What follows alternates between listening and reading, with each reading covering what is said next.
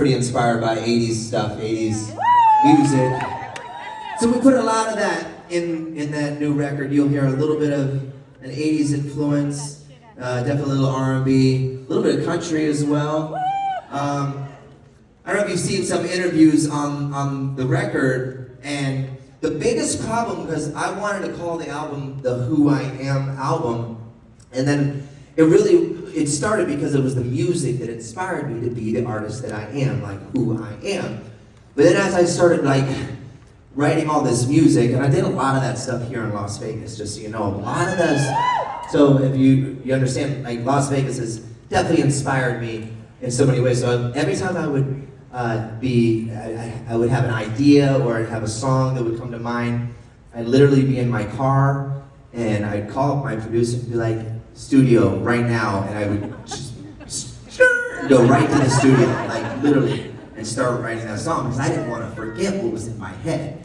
And so, that's pretty much what inspired it. But the problem was that I had so many songs that were very eclectic. There was a lot of different sounds, like sonically it was different. And so I was like, I don't think that the title fits the record, Who I Am. And then as I started listening to all the songs, and I had maybe like 30 or 40 songs. I'm sorry. Listen, I know I told you a million times that I was done with the record and that it was coming, and it never came. But that was my own, I guess a little insecurity because I just didn't know if it was right. And the title of the record really held me back. So then the light bulb went off in my head, and I was like, okay, I think all the songs pretty much tell the story of love, life, and tragedy, and that's why we went with that.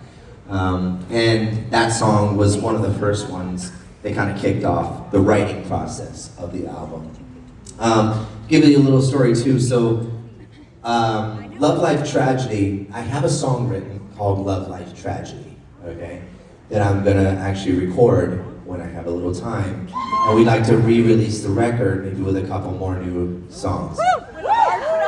And like I said, this album was very important to me. Because it was the only way that I could really say the things that I couldn't necessarily say or really wanted to say, but I could say those things in a song, because sometimes you don't know why you feel the way you feel, and obviously this event here was something very special because the proceeds, a portion of the proceeds are going to be going to a foundation that we are working with here when it comes to addiction.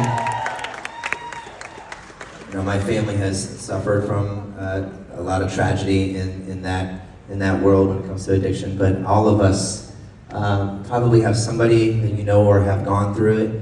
So we want to make sure that we continue to raise awareness and give back. And I appreciate you being here because that's what this is all about.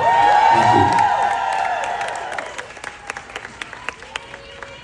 you. So, what was the next song? Huh? What was the second verse again? Hold on, let me just look at these lyrics real quick. Just take your phone. Look, I don't have a monitor showing me lyrics. Once I get this, that's I told you how real this was. I said, don't prepare this. Because you want it to be authentic, when I'm singing, look, I'm singing this song for the first time, I don't know what I'm doing. This is Nothing Without Your Love. Oh, it's Sweet Smoke. Okay. That's right. Okay. Check it out.